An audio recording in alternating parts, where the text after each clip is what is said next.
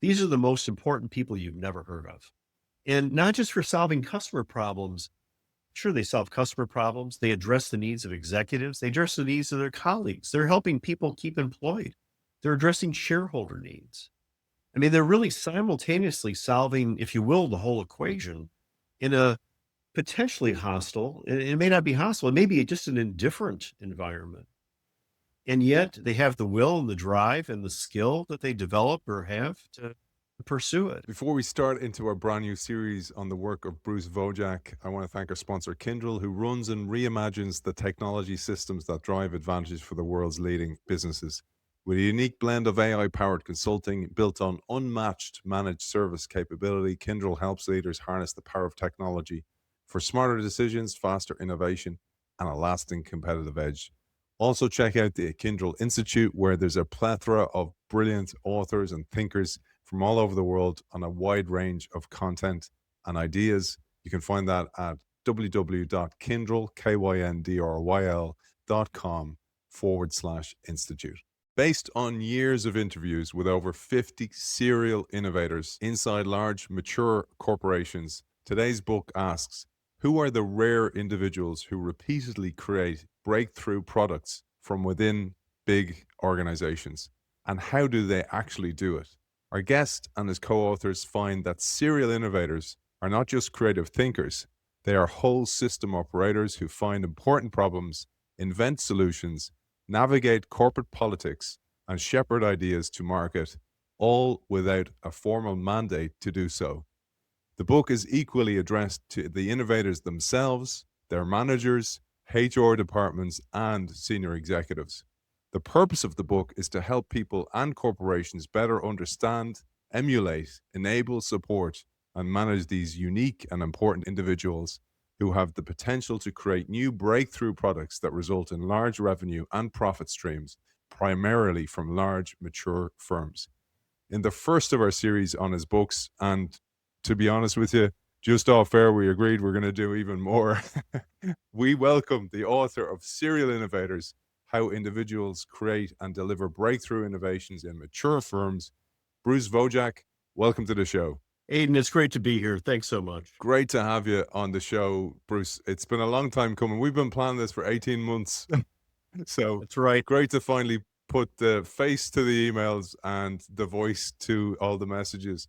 But I thought we'd start with a few definitions, and feel free to expand on these definitions. One of the things I wanted to really share was, what is a serial innovator? The other was what innovation is in your view, because as we were discussing off air, that's the source of so many problems inside organizations in the first place. So let's start with innovation, then serial innovators, and then we'll build on why they matter. Yeah, I'm so glad you decided to start with definitions. I always like to clear the table with that myself. So we're in alignment. A lot of people talk about innovation as being technology. And as you and I had just briefly discussed earlier, it's not necessarily technology. It could be, it could involve that. Same thing with creativity. A lot of people look at it as, oh, I'm creative. I do something different. And one of the examples I often show is a picture with a metal handle and a wooden head. And I say it's very creative, but it's not necessarily innovative. And so it kind of gives you a little bit of pause. And really, it's something that isn't, it's new to the market, new to customer use, but something that has value that people will be willing to pay for. That there's financial implications and strategic implications, really, as well. And then I often personally take it one step further. And I talk about how, in the best cases, innovation redefines the basis of competition.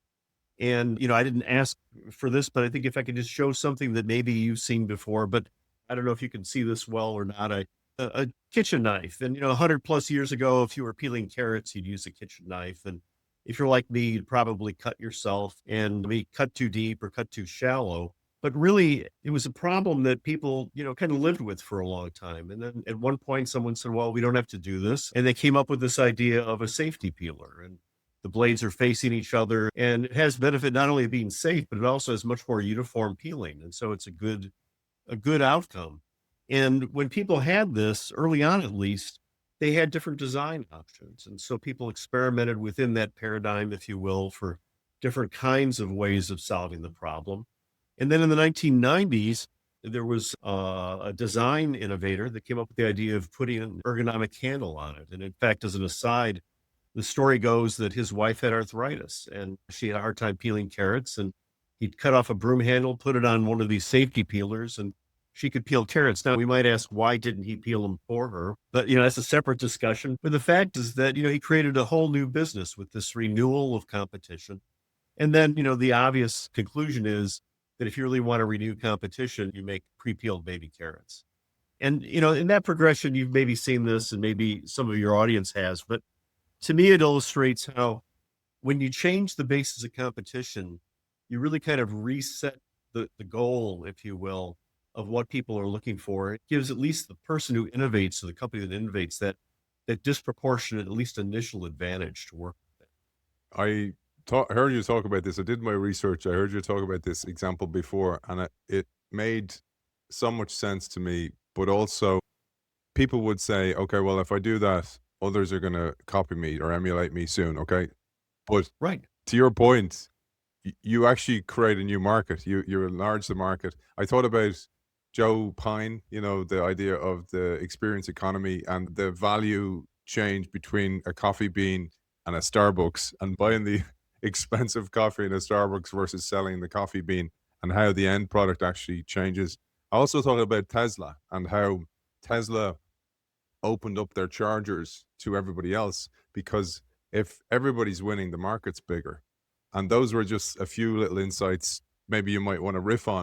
Oh, well, actually, this is way old technology now, but VHS versus beta format. Beta was at least technically the preferred result. If people remember what videotape recording is, I'm showing my age here a bit. But yeah, the VHS format was opened and it opened up all sorts of new growth and it ultimately won. The thing that I love to challenge people with is to just look at any product that you're looking at and try to look at, what's behind that? Who is thinking about this? Why are they making these changes? And so this is one I haven't necessarily shown anybody recently, but this is a beer can. Back in the day, you'd open it with one of these openers. And then, how did the competition change? You've got the pop top, and now the pop top is environmentally safe because you've got something that holds it on. Each one of these steps changed things. And not just for the sake of changing, because there were some, deeper understanding of what the need was. I love that. And I remember those can openers. They were lethal. Do you remember the little Yeah, spike on the top, and you had to and you'd cut your hands oftentimes? Man, they were that's right. absolutely lethal. The other person who's lethal, I know when I read out that intro, so many of our audience were nodding and going, "Is he talking about me?" Because that is the listenership to the show, Serial Innovators, and maybe not every element of what you describe in the book and the study, but certainly a lot of the characteristics. And as I say many times, I truly believe there's a place on the spectrum for a serial innovator. We belong there, because they don't often fit, and they are hard to manage. And actually, it's one of the things you call out. Serial innovators work differently from typical development employees, and therefore they need to be managed differently. So maybe we'll use that as a segue to describe what the serial innovator is, and then we'll build on this. And I was actually thinking, Bruce, in the book, you even advise how HR team can hire an interview for these people. How can you attract them to your organization? And I was like, going, God, that could be another episode on its own. Yeah. Yeah. And in fact, just to take that branch briefly, sometimes the best way to hire these people is to use the innovators themselves. And it's a bit like having a sommelier or someone, looking at counterfeit bills. I hate to say that there's an art to it because sometimes people get dismissive of that response.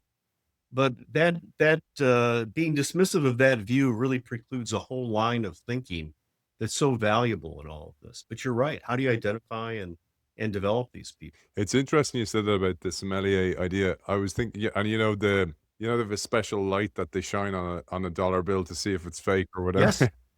Yeah. But that is a huge problem. I talked about this before. The second innovator problem, when you have a head of innovation who goes into a company, claims they know what they're doing, and actually, I have to say, sometimes they don't. Sometimes they don't know what they're doing, and they think they are good for the role. They don't know it's a political role in a lot of cases. They don't know how to navigate politics. I've experienced that myself. That is it's soul destroying, the amount of politics and politique you have to speak.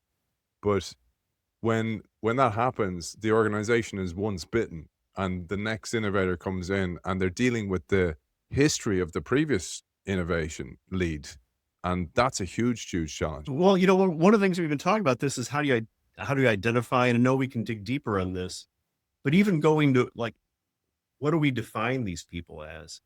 And today I might change the definition a bit from what we had in the book. The part that I'd keep is that these are people who have had significant impact on their company. Um, they're people who have significant financial impact and strategic impact on their company, that they've done it more than once, that they've been involved at some level, at least from start to finish. And they've really, done this from within the organization. They're not necessarily, let's say a VP of innovation, an executive level, but they're the people that really saw what was the opportunity. They saw potential for something. They had a hunch, they pursued it, and were able to bring people along.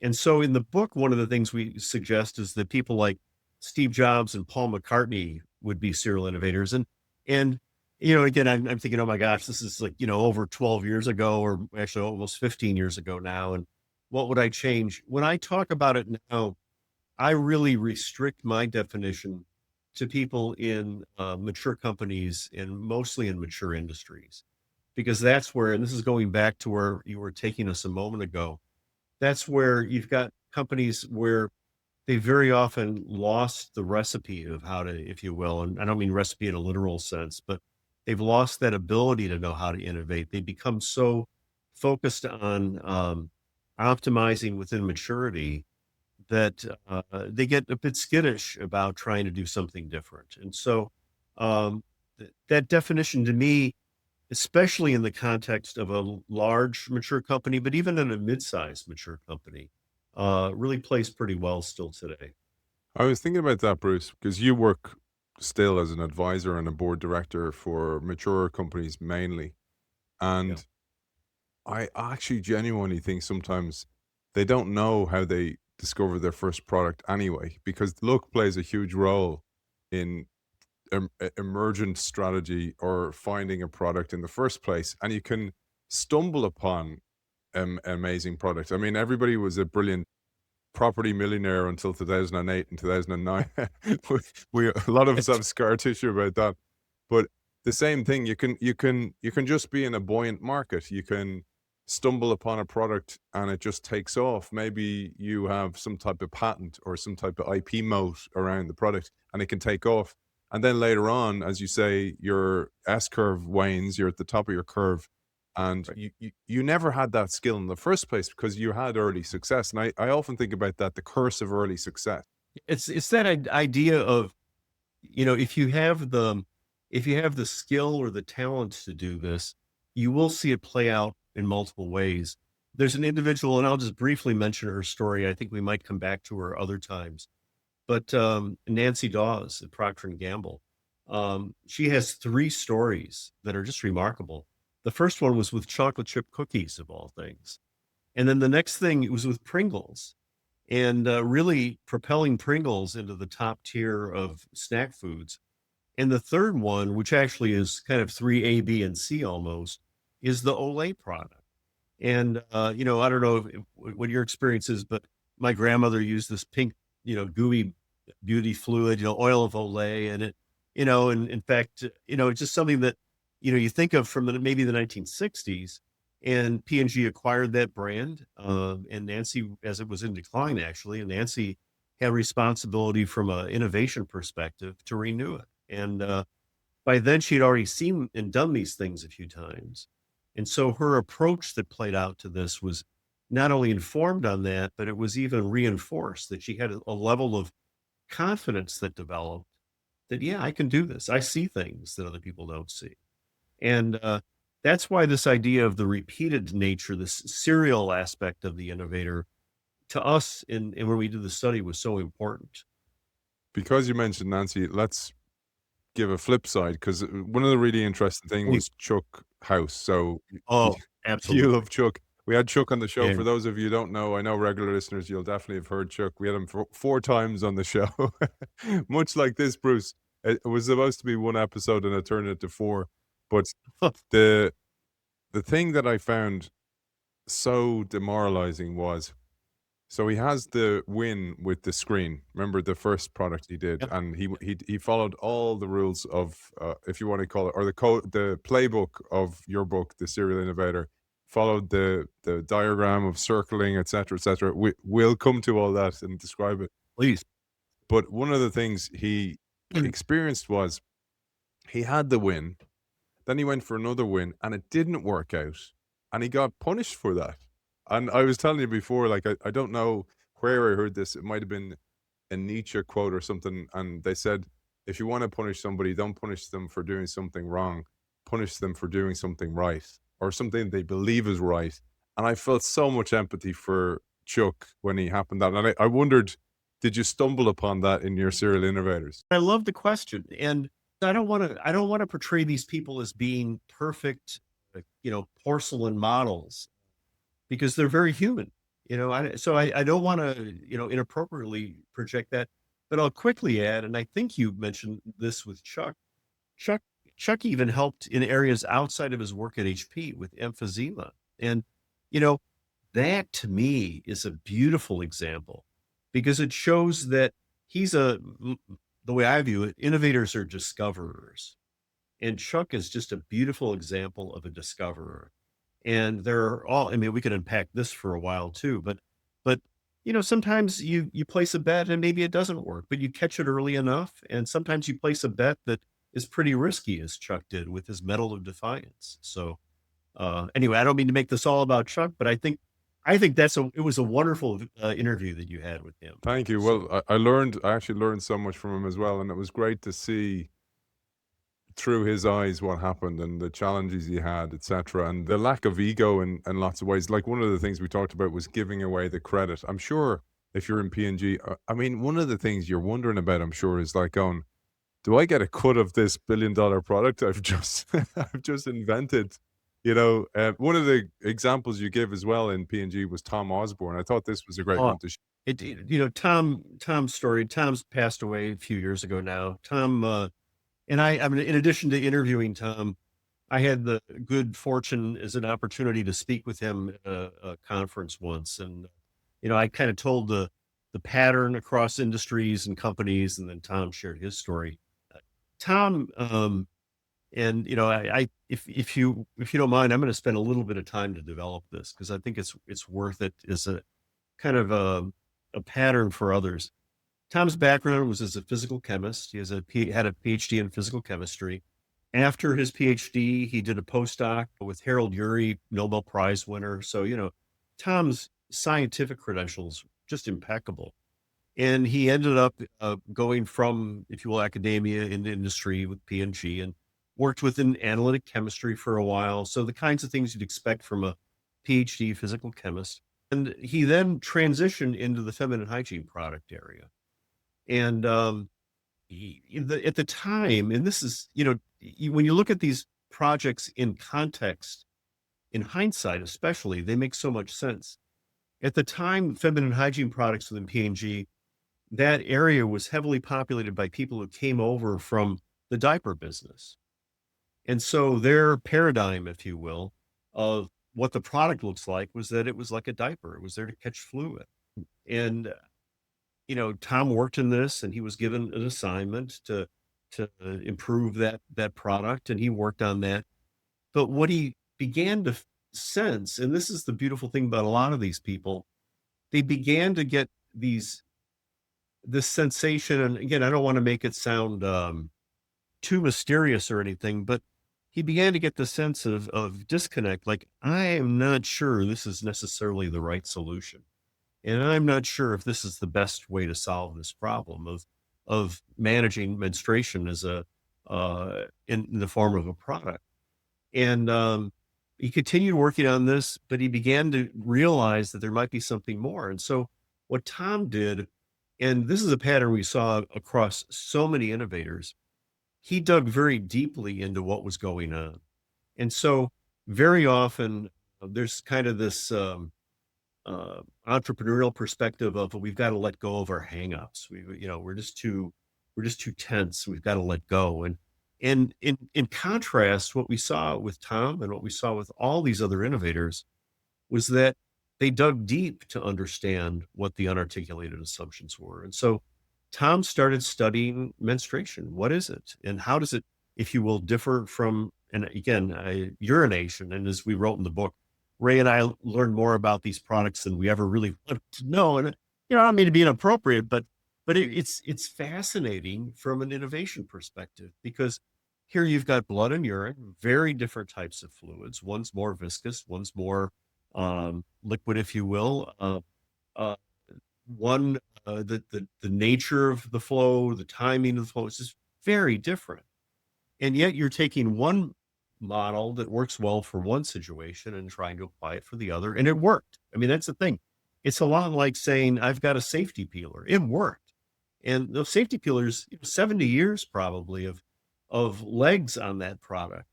But eventually somebody said, hey, there's something different. Well, it's the same thing with Tom on this. And so he studied the biological processes. He worked with the medical models, and I wasn't aware of this, but when physicians are trained, they work with humans to train to understand things about anatomy beyond just the models, the physical model. They actually work with people to more deeply understand. And the more he dug into this, the more he was, I'll say, convinced or at least more confident that yes, there's something different here. And and that was when, let's say, the challenges began for him because he began to view it not as a diaper to catch a fluid, but as a garment. And the minute that design concept changes, you read it, the minute you redefine the problem, that's the innovation.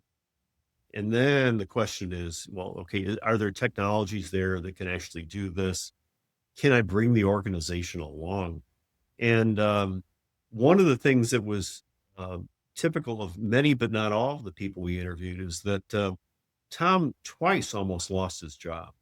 And, and that needs to be shared because he was considered to be disruptive, um, not aligned with the company business. And, and I get it. I mean, I got to say, they had just launched the Always brand, feminine hygiene product. This was after the toxic shock syndrome problem that P&G had with tampons.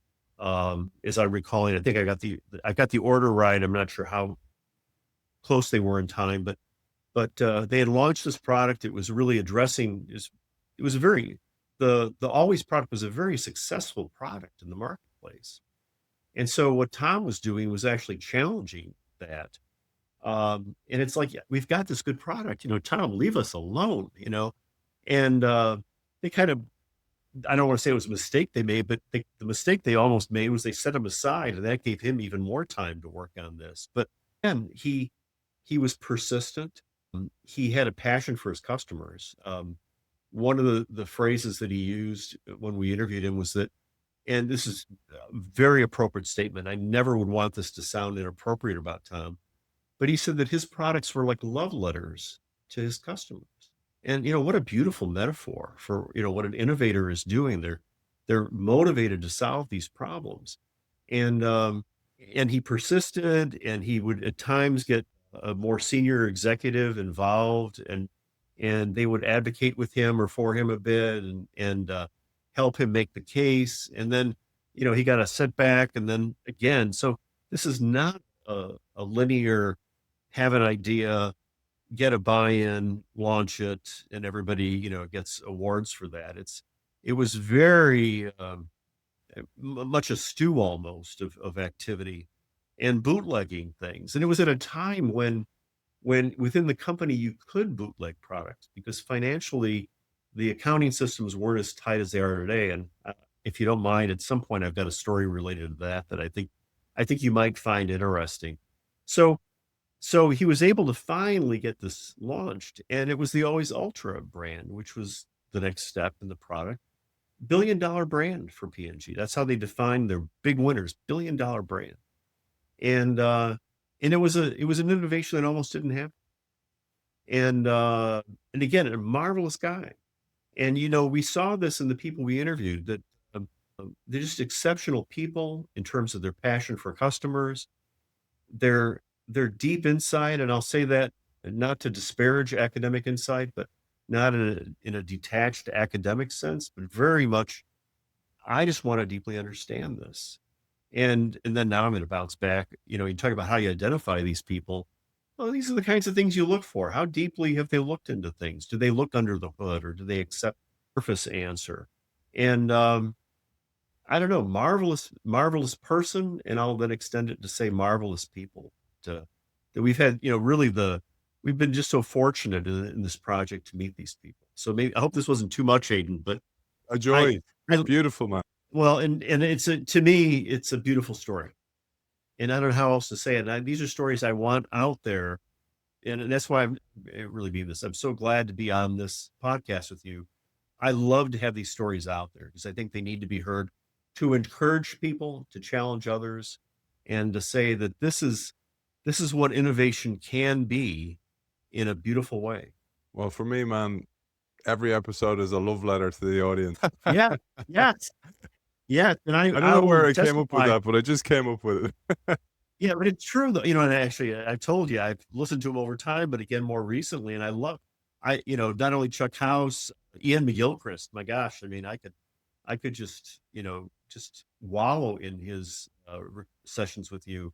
Yeah, there's some beautiful insights that are there. Absolutely. But I'm going to come back to a few things. We want to come back to your Please, CFO please. story, your finance story that you just teed us up for there a moment ago. But one of the things was we had Jeff DeGraff on most recently. We did Yes. a 3-part with Jeff, and he was telling me about this guy in the army.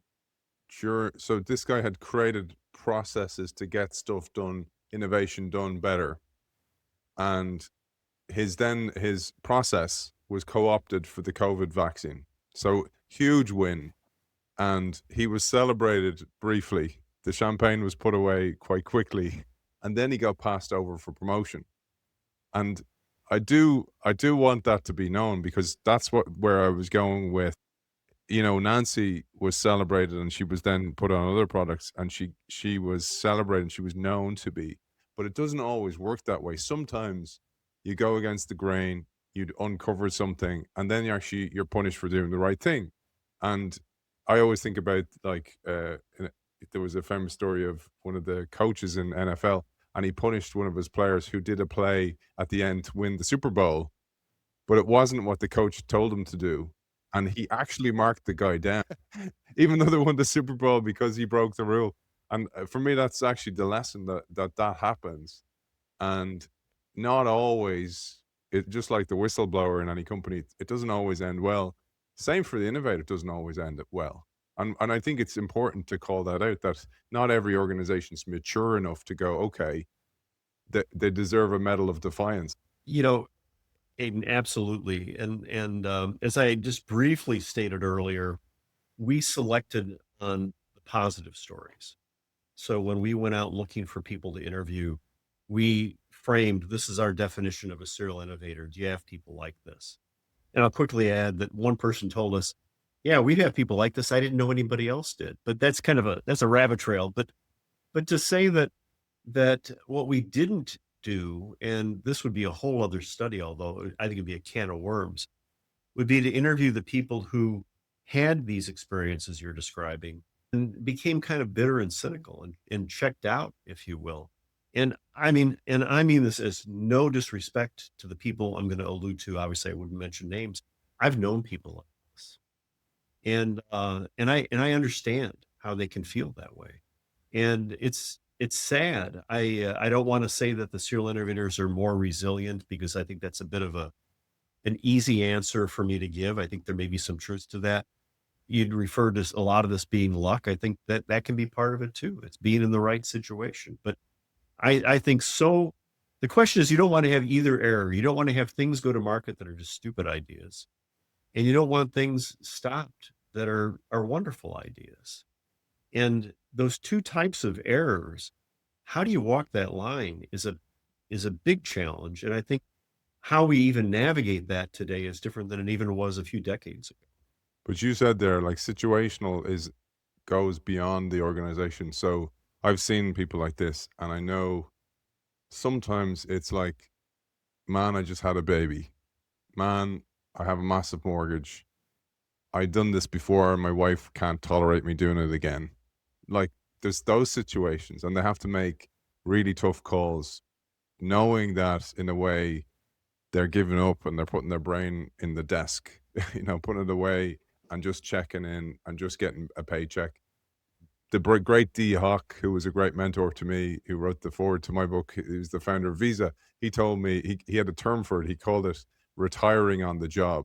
Yes. And he said that moment, he had that moment. And I think a lot of people have these moments where I had it where I gave up on a company I was working in as head of innovation. And I remember one day coming in, looking at myself in the mirror and saying, I'm well paid.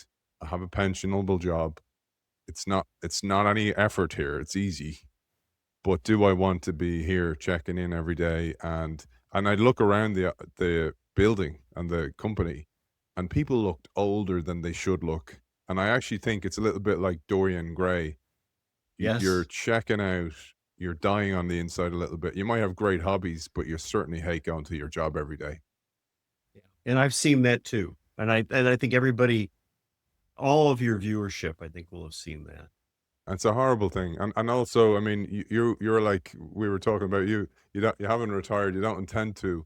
Also retirement. I mean, you see people decline massively when they retire. So Yeah. anyway, Yeah. whole different episode. This Well, it is. But I'm going to quickly add one thing, and I don't want to lose this.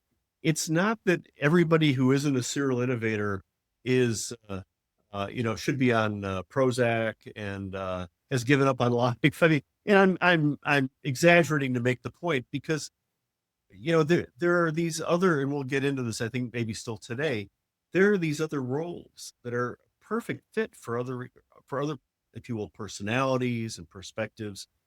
I'm gonna use a quote that my colleague Ray Price, one of the co-authors, his wife was piano teacher, and she said, "I can teach anybody to play piano, but I can't have all my students play at Carnegie Hall." And so, not everybody's going to be a serial innovator, And I one in 500 in some companies, and smaller companies maybe it's one in 100, but you get the idea. It's not that everybody's doing this, and it's not to just to diminish the other people because there's such important other complementary roles, whether it's executives or whether they're colleagues in other areas. It's just the ones that we're saying, as you had pointed out, that are checking out where, yeah, maybe that was something that wasn't the right choice for them. So I want to be clear. I don't want to say that we live in a society of people who are checked out, but but is everybody fulfilling their potential in the role that they're in? Maybe that's a better way for me to think about it today. Yeah, well said, man. Really well said. I'm glad you said that. But I think we need to one more definition, which is the Please. idea of we mentioned, you said companies forget maybe their origin story or how they did it the first time, and they're stuck in the second iteration of how do I jump the curve, or how do I do this again? How do I regenerate innovation or a culture of innovating within the organization? And you say in the book, firms need to support two types of innovation to stay competitive in business. They need incremental innovation, exploit, and breakthrough or radical innovation, explore. So Absolutely. let's share those two because they set us up then. And I want to get our audience ready. If you're listening to this on a podcast, like a podcast platform, audio only, you're probably better off for this episode from now on anyway, moving to video because we're going to go through a series of diagrams that we've had designed especially for this episode. And Bruce is going to kindly bring us through them. And they bring us on the evolution of the stage gate process into how a serial innovator does things and has succeeded over these 50 different people that have been interviewed. So I'm just teeing you up for that. But let's start off first with this idea of incremental versus radical or breakthrough. Your definitions and anything else you want to add around that, Bruce. Yeah, it's great. And in fact, I'm going to just briefly go back to this, the idea that we discussed earlier with the carrot peeler, because the carrot peeler is to me a real rich example of what incremental versus breakthrough might look like. I'd shown, actually, Aiden, you're mentioning to look at video. I've got two different types of safety peelers here, very different. And I mean, I can't with confidence say exactly why these two designs were done. This was actually purchased on eBay as a vintage vegetable peeler. I never knew that you could Google that. So go figure. But my guess is that this one uses more metal, probably requires a manufacturing process that's more costly. And so to me, incremental innovation is this idea of how do we, as Thomas Kuhn would have said, how do we optimize within that paradigm? And it's important. I mean, it includes things like, adding a different flavor to a beverage or adding a different fragrance to a laundry detergent. And I'm kind of limiting us, if you will, at least initially to consumer products. But you could envision that these are any kind of product where you're exploiting the existing platform of product to win. And it's not only different designs, it includes using a lean implementation, Six Sigma, and it's really working to optimize within that paradigm. And now I'll take a step back. You mentioned the S curve, critical. And even in the second book, we even emphasize it more because, you start with the stew of activity, it emerges, there's a rapid growth, and you hit this plateau. And it's at that plateau where companies increasingly rely on incremental innovation because they're looking to extend that success. And what breakthrough does is it renews this basis of competition. It's to me it's the definition that I love to keep going back to because it's like saying, okay, we're all playing football.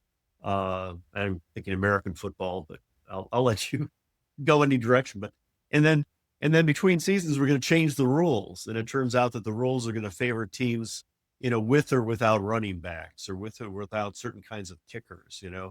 And suddenly, if your team has a player like that, you're either propelled up or propelled down.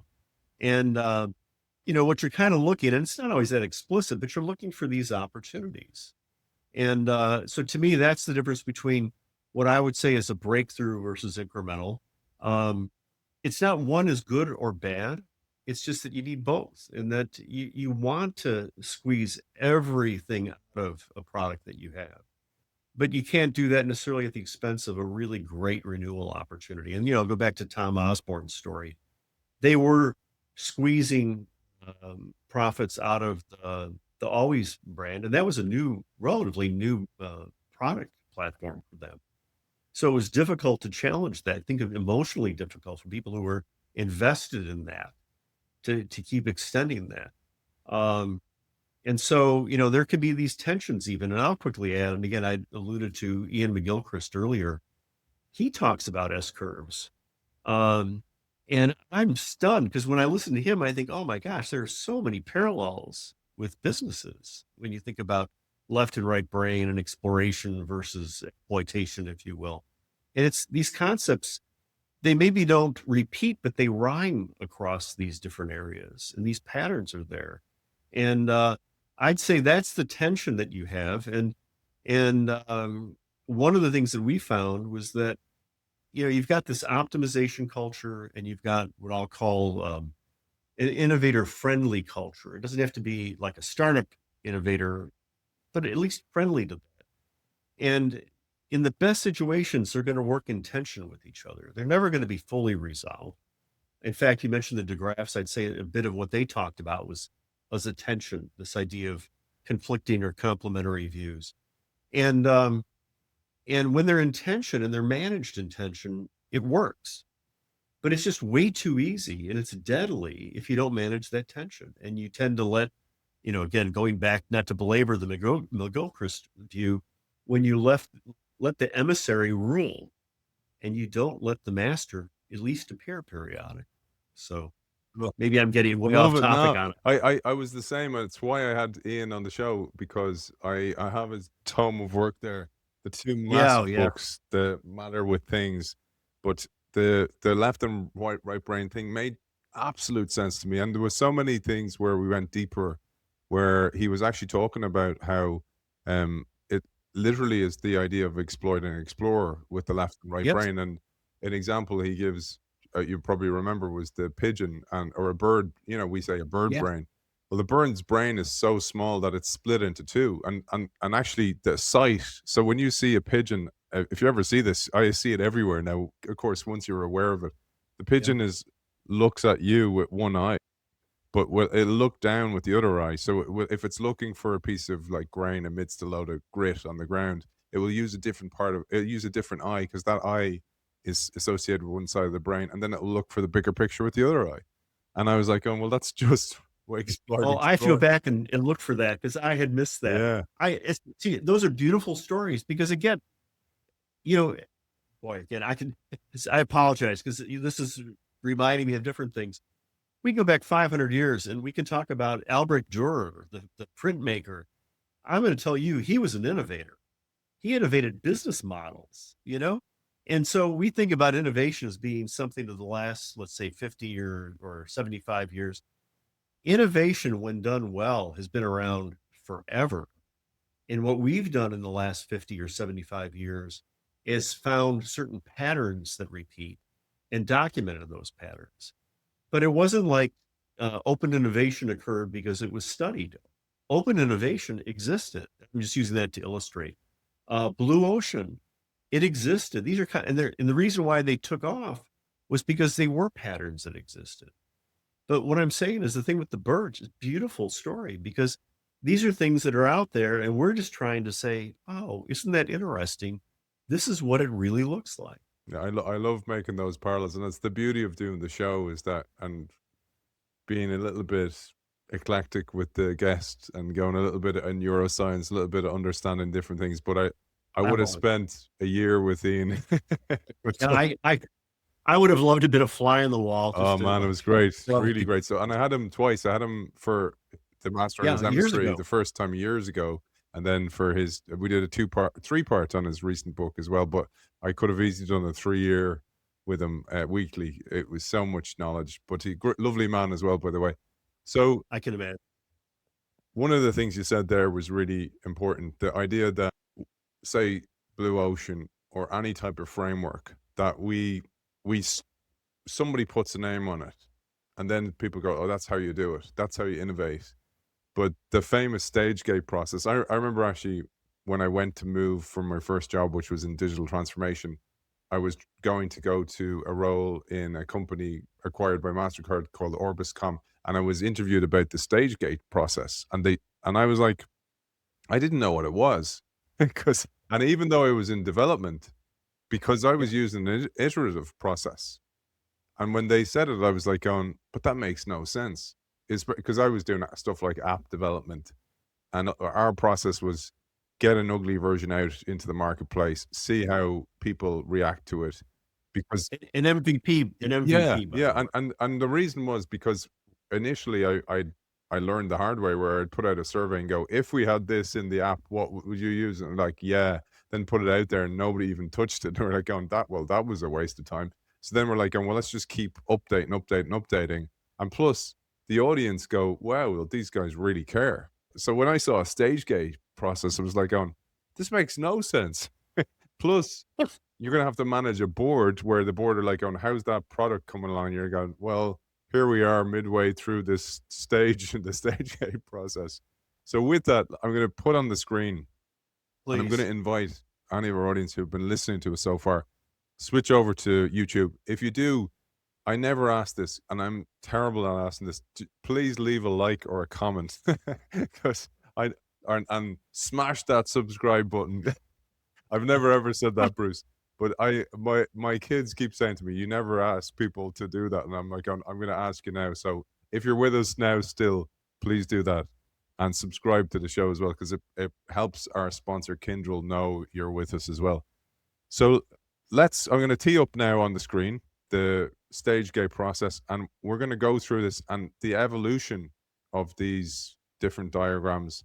And Bruce is kindly going to take us through these. And Bruce, I'll be sharing little excerpts of these on LinkedIn as well, little segments, Great. little bites for people. So take us through this, and you tell me when you're ready for the next image. Yeah, this is this first slide is what I think everybody would probably agree is a pretty generic stage gate or phase gate type project or process. The left side is the fuzzy front end. The right side we've identified as the gates and stages itself. The fuzzy front end is kind of that stew of, let's say, a shapeless stew of where does the insight come from? And then the idea is that once an insight is generated or an opportunity is recognized, that there's a next phase where somebody catches that idea and says, "Oh, I think we can do something with this. We can make it into a product, or there's a need that we've identified." And then you put it through a series of developmental steps where you'll make a small additional investment. Maybe you'll begin to assess the market for this idea. And if it still looks good, you'll continue. If it doesn't look good, maybe you'll put it on the shelf and set it aside for a while. And then the next phase is you build, as you suggested, you build maybe a more realistic prototype. You use that to test the market, and you iterate like that until you get to a launch. And you know that, and I really mean this. The beauty of a stage gate process or this model is that it does allow executive management to see where things are. And and it's because they're often, and this is not meant to be disparaging, because they're often detached from the day-to-day activity. This is a simple way of communicating to people. I'd say processes too. In fact, I've used this in the second book more, that processes instruct the neophyte, the newbie, and they remind the experienced person about what to do. Because I've seen, experienced innovators like one, an amazing concept. And after probably about a year of development, they realized there wasn't enough niobium in the world to make this product a reality, you know? And so those are things that could have been avoided if you had gone through the steps in an appropriate way. So, there's value to these things, but it is kind of a deconstruction of what really goes on and a reconstruction. And so, what we found was that, and I think maybe if you go to the next slide now, this slide to me just kind of sums it up. There are different roles that we observed when we conducted our research. And like anything, we tried to discern the patterns. We didn't want to necessarily impose these roles, but we felt pretty comfortable that these patterns were out there. That on the far left side in the fuzzy front end, you've got a role that we would refer to as an innovator, very often a technical person, engineer, maybe a scientist of some form in a technology enabled company. And I'll include, consumer products, Kimberly Clark, Procter and Gamble. You've got technical people in those companies. You might not consider them the same as Intel or a Google in terms of technology, but they're enabled by these technologies, clearly important. And then the idea of this hero inventor has an idea, and then the champion is someone who very often is very market focused, who gets the idea and says, "Oh, I think we can do something with that." Or maybe they tell the inventors, "Here's some need," and then it flows through. And if the idea is considered at least viable at that early stage, it goes to an implementer. And these are three different profiles of people. Again, the one on the far left tends to be more technical. The one in the middle might be a technical person who's moved into marketing. And then the one on the far right, the implementer, is very often a project manager. And these are very different roles from each other. And if you go to the next slide, then what we observed with the serial innovators, they were people that played across all these roles. They didn't necessarily play at the same level across all these roles, but they did play across them. And so they had these insights, understood the market needs sufficiently. And while they weren't necessarily the one responsible for implementing, they very often, and we'll see this more as we get to the hourglass model in a later slide, but very often they saw it through. Not that they led the implementation, but they stayed tethered to it, because what you don't want is to have a great idea, let go of it, and then find out that it's been corrupted down the road somewhere. That somebody's, made some changes that make sense to get it out the door, but they maybe lose the value of the product concept itself. And that tethering plays an important role even in influencing and creating market acceptance at some point. Again, we can share a couple of stories later. And then the next slide, I just want to briefly go to, because the inventors tend to give what has been commonly called a technology push solution. The champions are going to give you what's historically viewed as a market pull solution. And there's times and situations where both are appropriate.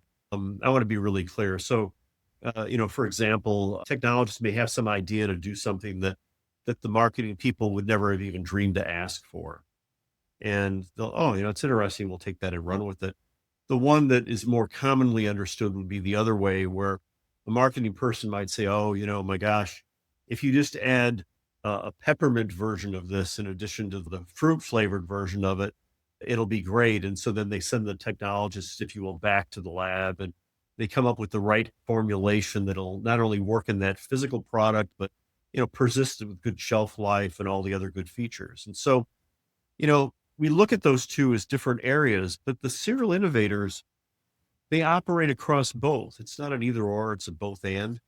And we wrestled, Aiden, I have to tell you, we wrestled with what charts to even show over time because, again, these morphed over time, but they almost always started with understanding the customer need deeply. So they weren't always necessarily what we would call market driven, it was customer driven. And Tom Osborne's story, I think, is a great example. I jokingly said it's not marketing, it's customering because it's really understanding the person who buys the product.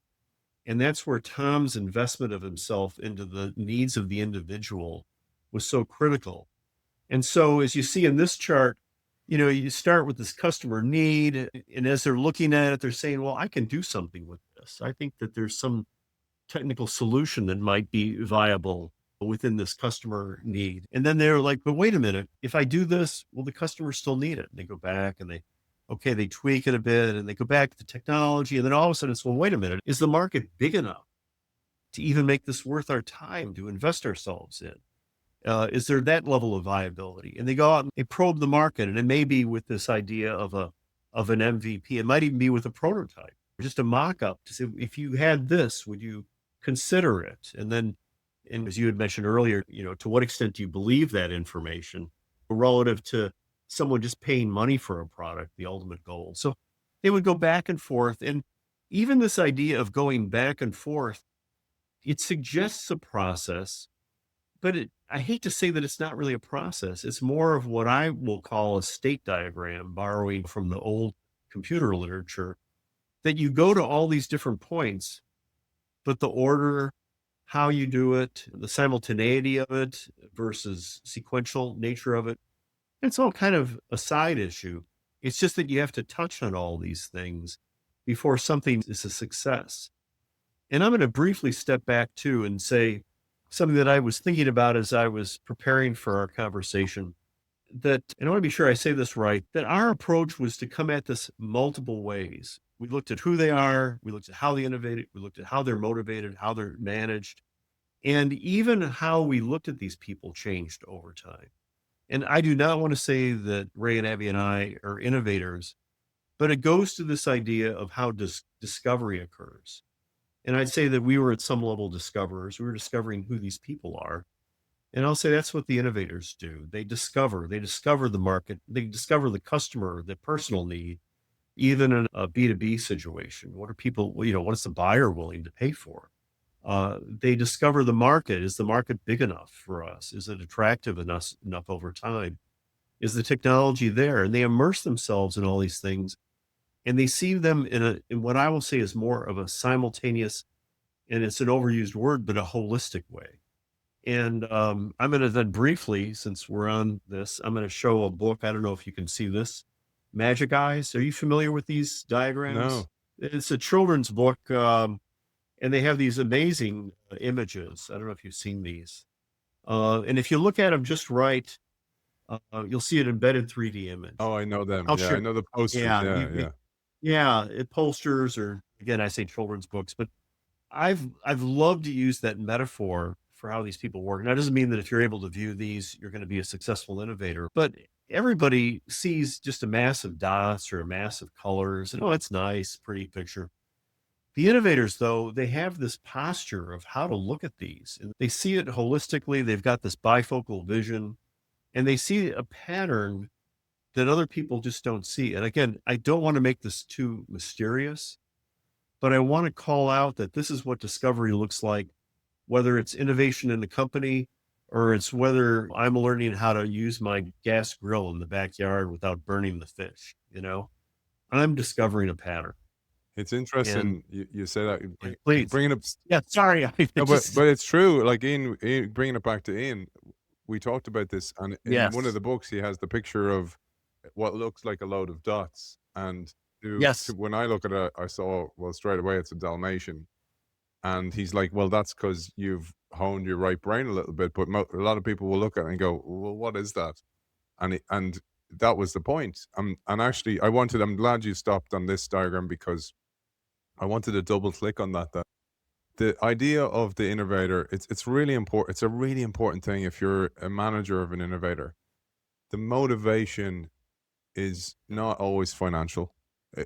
It's you can't help yourself. Like it's like I was thinking about how it's the exact same as stuff in life. Like say for example, something I know a piece of information about you that you should know, and loads of people know about it, but they don't tell you. I have to tell you. It's like I cannot hold myself back from telling you. If I think you should benefit from this to know this, I need to tell you. And it's the same dynamic, the same mechanic where Beautiful. like it's very different from having an insight and taking action on that insight. And it's like that thing of like you have an idea and you're kind of going, well, what are you going to do about your idea? It's like, I think I should write a book. I'm going to write a book. It's a very different thing where you actually take action on your insight. And I think it's more than just it's to be able to see diverse. It's like you were saying about the Ian McGilchrist thing. I straight away thought about Ian when you said it. I knew exactly what you're talking about. And it's to see the same theory or the same mechanic or the same mechanism appear and be applicable in different fields. And it's a very, very different thing. But oftentimes what happens, and definitely happened to me, and I'm sure many of our audience happened, is you end up getting in trouble because you're kind of going, well, that's a marketing role. But what are you doing? What are you Well, doing messing with marketing, Aiden? And you go, I'm trying, and you're like, I'm just trying to I'm help trying to because I help. actually know what this thing should be positioned as. And they go, no, no, no, that's marketing. You stick to your innovation stuff, and you kind of go, and you don't see it that way. And then you're like, I know the sales guys are struggling to sell this. Let me do a session with them and teach them what it means and how to articulate it and what to say to the customer. And I kind of go, no, no, no, you stick you stick with sales. We'll stick to the sales. And you're kind of going, and that's why this diagram of going back and forward and scribbling all over the page totally makes sense to me because to the serial innovator, it's a red thread. It's not a load of lines. It's right. And it's funny that you even mentioned a lot of lines because we used to talk about how the innovators spoke of connecting the dots. We very often heard things either explicitly or suggesting collecting and connecting the dots. And I would always think of those children books where there's a number one, two, three, and connecting the dots is very linear. And when I saw this metaphor, actually in a of all things, of a book about epistemology, that's a separate discussion. But I realized no, it's a parallel processing of this. It's a very emergent view of the world, and you begin to. I think some people even can anticipate these patterns before others, and they see things. I hate to say that others don't see, but they anticipate a pattern before somebody else, and they see the pattern as it's more emergent. Again, with whether it's we call it right or left brain or whatever, they see these things, and then they are willing to place bets on them. I'm going to show you something. I'll show this for our We audience as well. So just so I give full attribution to this, this is a company called Gaping Void, and they share these beautiful images. So there's this one that it just reminded me of here. I'm going to show it on the screen. Oh, You know yes. this one Huh. I haven't seen the conspiracy theory, the conspiracy but I theory is brilliant. absolutely love that. This is a version I've not seen, so please, if you don't mind, if you email me that later, because I've 100%. seen the others, and the others are so stepwise, and I love that, but I love the last one. And, well, there's the movie A Beautiful Mind, and, and so, then the question is, what's the real pattern? What isn't? And, you know, yeah, I love this. I So I'll share that one. Well, let's get back on the track I'm sorry, I didn't listen to you. of the So, next in our yeah. diagram. So we share this idea of how the convergence of generating customer and technology understanding that idea of the MVP going back and forward. And actually, Yeah. one more thing on this diagram, Bruce, I'd love you to share is the willingness to also kill your darling. So Well, you've birthed this thing, you've done a lot of work, and the willingness to actually do that. But the organization doesn't understand that and think you've wasted a fortune. And you're kind of going, no, no, I've saved us a fortune. It's glass half full versus glass half empty. I saved us a fortune because I proved it was wrong or it was too early. Let's put it on the back burner and reemerge it when things are a bit better or the technology's ready. well, again, I love where this conversation, all these different places we've gone with it, because one of the things that when I work, especially with mid-sized companies that are usually a bit more skittish about investing in innovation, not always, but often. I don't mean startups that have reached mid-size. I mean ones that have been around for a while.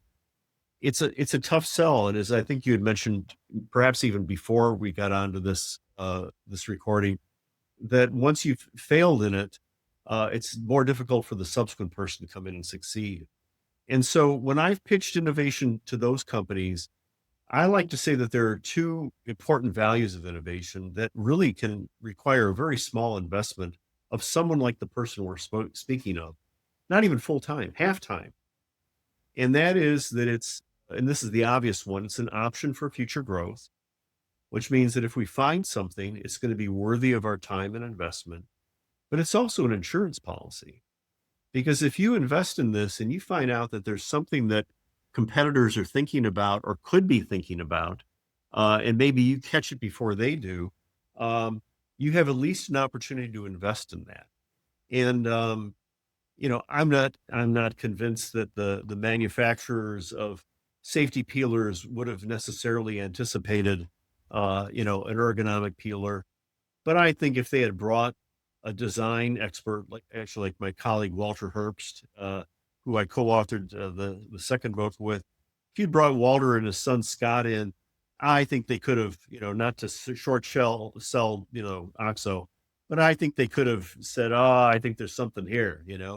And again, I have stories we can tell about that too. But yeah, I think it's an insurance policy. It's an option for future growth. These can be very small investments.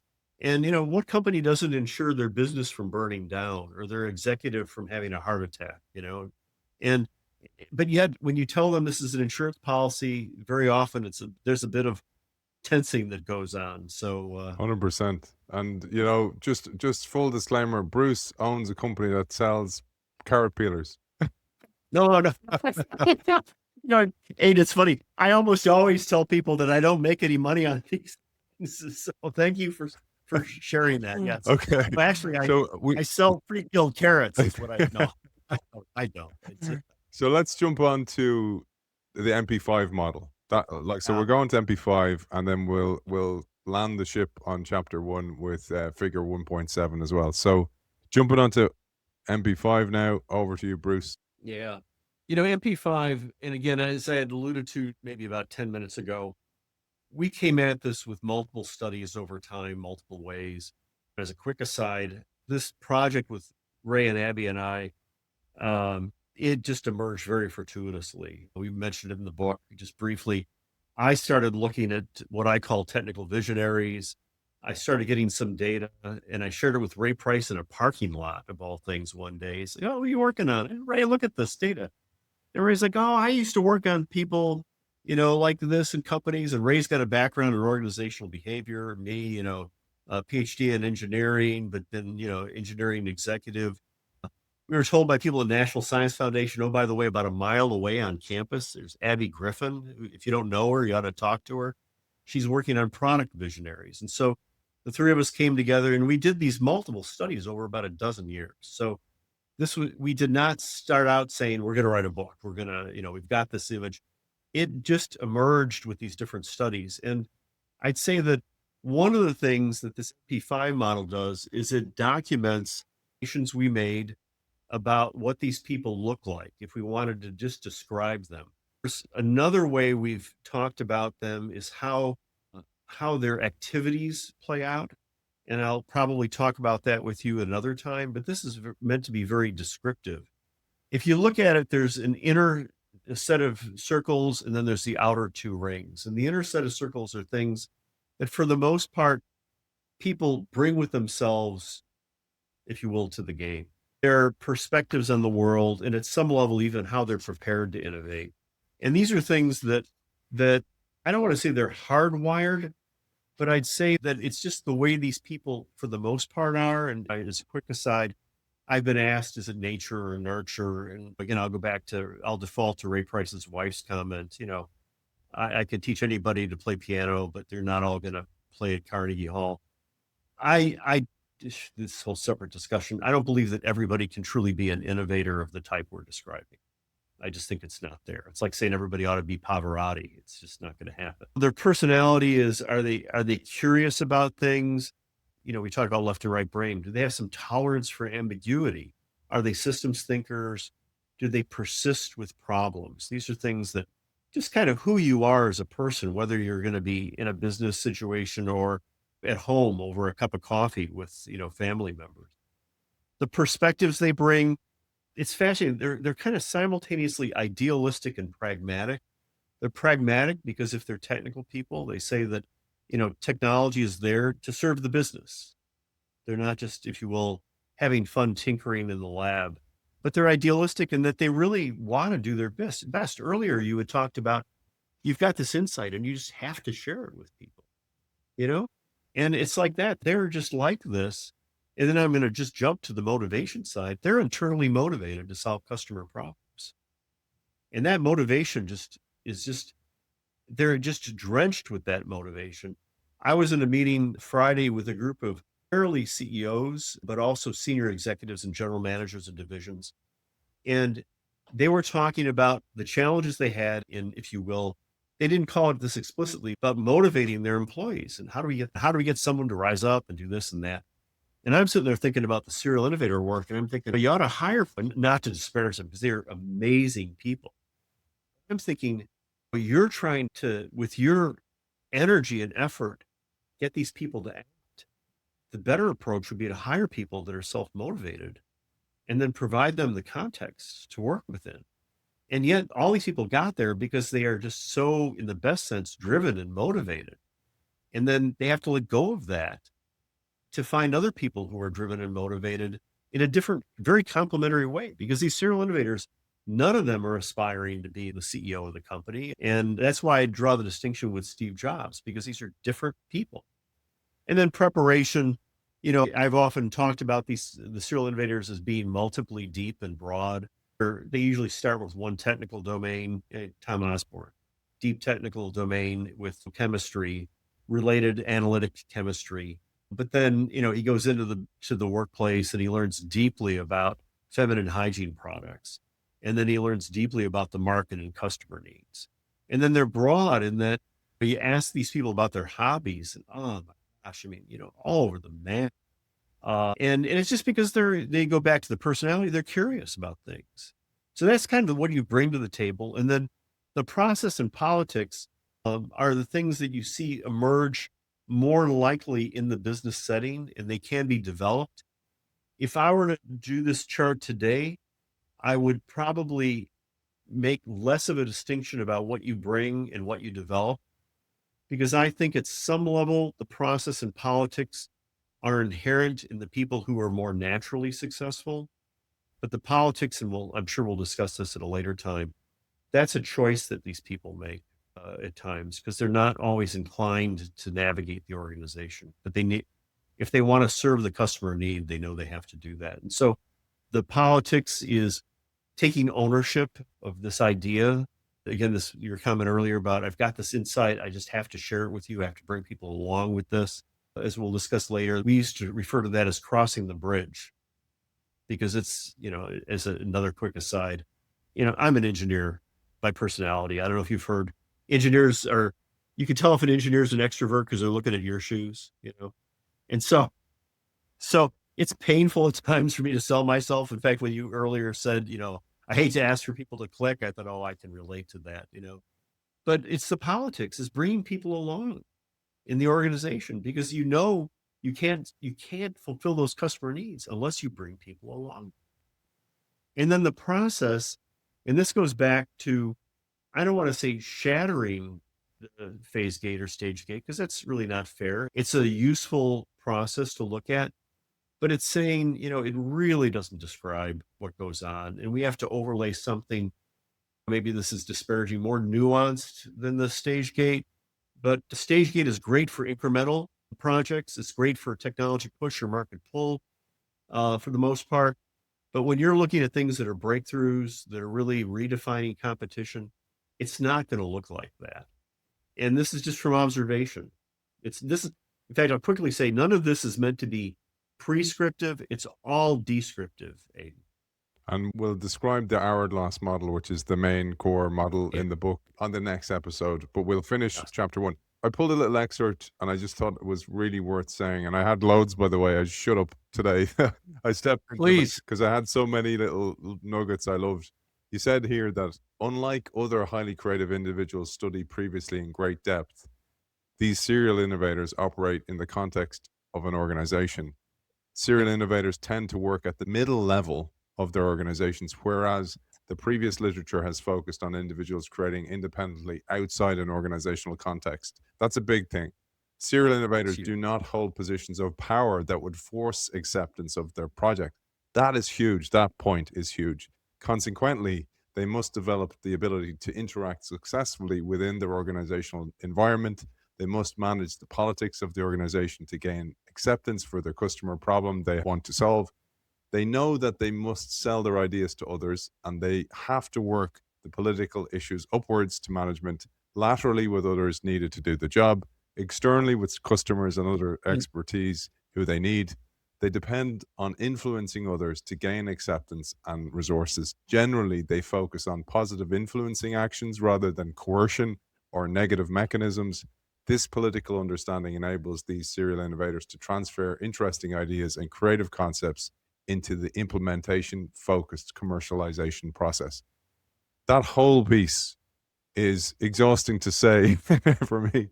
I'm glad you read it. I would have wanted to read it. So thank you. Exhausting for an innovator, exhausting to have to do that. And I often think about it like a game of snakes and ladders, because not just the concept of you go up the ladder and then you meet a snake, but there are snakes in the organization who'll actually be out to stop you. Like you were saying, I'm not saying that didn't happen, Tom Osborne, but people who have their identity tied to the status quo of the existing product that you're attacking or undermining in their view versus improving and doing what's best for the organization.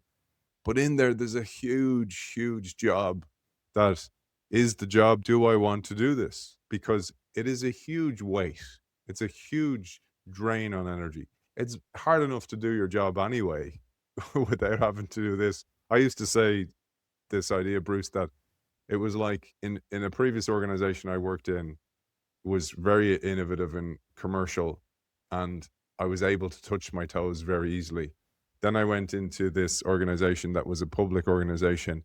Everybody, most people did not want to change. And it was like somebody put a massive fat suit on me and I couldn't touch my toes anymore. I was like, this used to be so easy. And that was draining. It was actually demoralizing, draining, damaging. You felt gaslit, ostracized.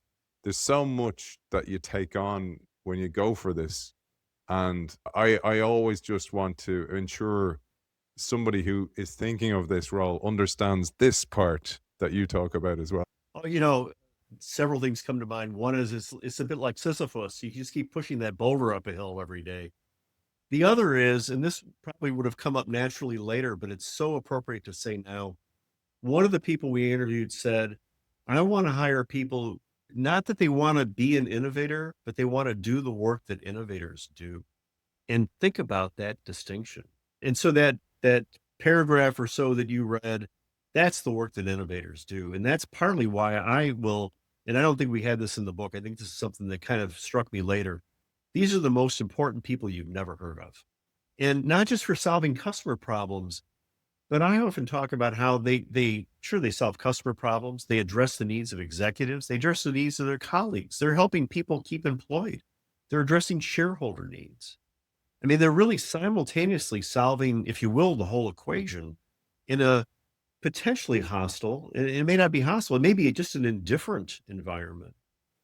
And yet they have the will and the drive and the skill that they develop or have to pursue it. And so, yeah, that's why The politics is huge. I think it's always so important to say because I know so many serial innovators and they feel they're the problem because the organization makes them feel they're the problem. But it's also it's not commercially driven. It's in you. It's like you have to solve it. And there's that problem about like, well, I also have a family and a mortgage or whatever responsibilities you have, and you kind of go, I need to balance that. So that's why I say it's situational that sometimes you might go, I'm not up for this fight. It's too That's big right. at the moment. Maybe this period of my career. And I can understand all of that. But let's land the ship on the last Please. diagram from this because you do have another diagram that goes, well, this is more like what a Serial Innovators does, which is 7 from the book.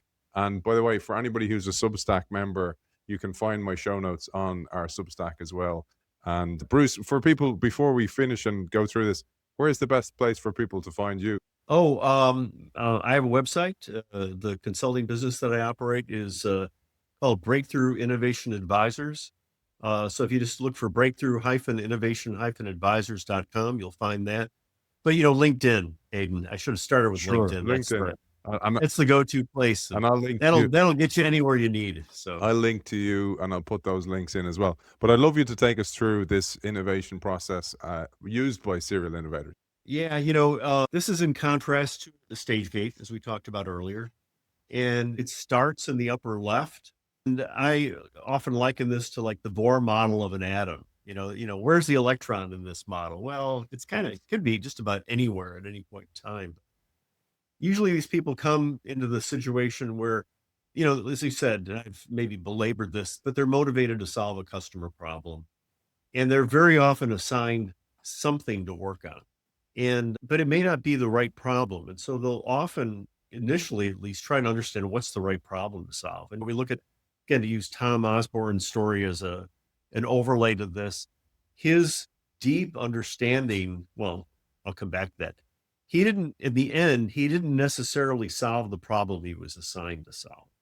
But we'll come back to this. So they look to try to find the right problem. And then once they have a problem that they're generally satisfied with, because actually a number of them said that it takes as much time to solve a good problem as a bad problem. So why not solve something that's important or address something? And then they really deeply understand it. And this goes to what I had mentioned earlier about how it's not just letting go of your hangups.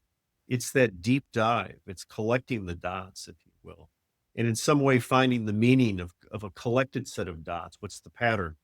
Not necessarily the dragon in your conspiracy theory that you showed a moment ago, but it's looking for the pattern that really truly does exist. And then once you think you've understood it enough, then you begin to say, I think there's a concept, product concept, and I should add too, the book's written heavily from a product perspective, but innovation processes, business models. Again, we're talking discovery here. This could be overlaid on me, as I said earlier, learning how to use my gas grill. You try things, you invent things and you validate, you come up with ideas and you test them. And to the extent that you find something good, you move down to the lower left. That's kind of the stage gate, the right side of that process that I spoke about earlier. It's developed iteratively. And then before market launch, there's an activity that these people get involved in often of helping create market acceptance. An example that I might use is if you have a consumer product that involves something that's ingested, let's say a toothpaste, for example, you're going to be working with the FDA to be sure that not only the person who picks it up off the shelf is going to buy it, but the FDA is going to allow you to buy it. Or in Nancy's case, that you can't call Pringles a potato chip. It's a crisp. And she could tell the story better than I can, but you're working to create market acceptance by not just limiting yourself to that one area, and then you launch. And what makes this different, couple things, but one of the big ways it's different from the stage gate is that you don't necessarily go through this in a linear way. And so you might get to let's say you get to the invent and validate stage, and it's just not working for you. And in a way, you could argue that Tom Osborne was given a problem. He understood the problem deeply. He was inventing and validating based on this diaper paradigm. And he's saying, I don't think this is the right problem. He goes back and tries to understand it more. I don't think it's the right problem. He goes back to innovating. I don't think this is the right problem. And, he didn't maybe say it quite that way. And he goes back to the upper left and he goes, ah, this might be the problem. And then it's not as much finding a technology that solves the initial problem, it's identifying a problem that needs to be solved and addressed. And so, and you'll see this when we get to the hourglass model, I'll anticipate it, but we don't need to go there now. We shouldn't go there now. The point of all this is that these are all different states that you have to reside in at some level before a serial innovator succeeds. The upper half is typically consistent with the fuzzy front end. The lower half is typically consistent with the stage game. Consistent. And again, it's very different. But again, I would challenge anybody who's learning to play a musical instrument to, again, learn to use that gas grill. And, I'm not bad at it, but I'm not where I need to be on some things, is to look at this. And I mentioned that in part because I did a workshop once with a group of people who were on a production line talking about innovation. And that's a whole separate discussion because I don't even think that's really, this idea box approach to life. But saying, look, you guys are doing this at home. You've got these hobbies. We talked earlier about hobbies. You've got these other interests. How do you discover what to do there? And I'm going to bring it back to, you mentioned about what a process looks like. A lot of companies will try to boil it down to plan, do, check, and act, the Deming view. And I'm going to be clear, I am a big fan of Deming. I'm a big fan of Lean and Six Sigma. So, none of this is meant to be negative. But have you ever asked yourself, where does that plan come from? It's like asking the question about the fuzzy front end. Where do those ideas come from? And that's really where my interests have been since. And I think this model is consistent with this very human, very personal act of discovery that I see innovation to be. And that's why I'm such a big fan of these people that we've met, because they just live it. They just do this as an activity. And I'm realizing the time, Aidan. I almost apologize. Not at all. Not at all, A bit man. longer than I You thought never we'd have go. to do that with this show. Thank It's you an for absolute joy. And I just want to tell our audience, we've only got through chapter 1. We covered a little bit of the intro, but chapter 1.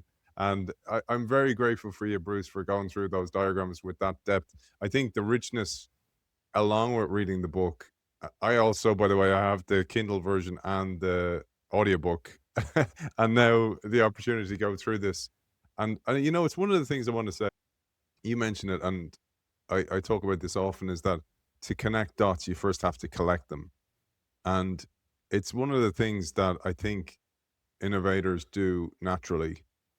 And as you say, just because you collect some music CDs or vinyl doesn't mean you're going to be playing in Carnegie Hall. but That's right, even better. but at least you gotta be. You firstly gotta have some knowledge in the first place. And I really do see it as the reason why we do this work. For me, it changed my life when I had new dots and I had new lenses and I could see the world differently. It changed my world because my worldview changed. And I had lots of different ways of seeing the world. I could now articulate it in ways I never could before with Yes. confidence. And I think that that's what this work does. That's what this book does. It opens it up for other people. But you got to do the work. You can't bluff this. You can't bluff Oh, it.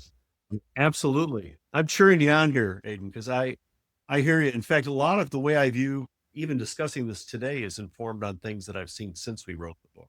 Well, it's a joy having you, Bruce, and I look forward to part Like, 2. so, that's great. so Thank you so much. author of Serial Innovators, How Individuals Create and Deliver Breakthrough Innovations in Mature Firms, Part 1. Bruce Vojak, thanks for joining us. Thank you.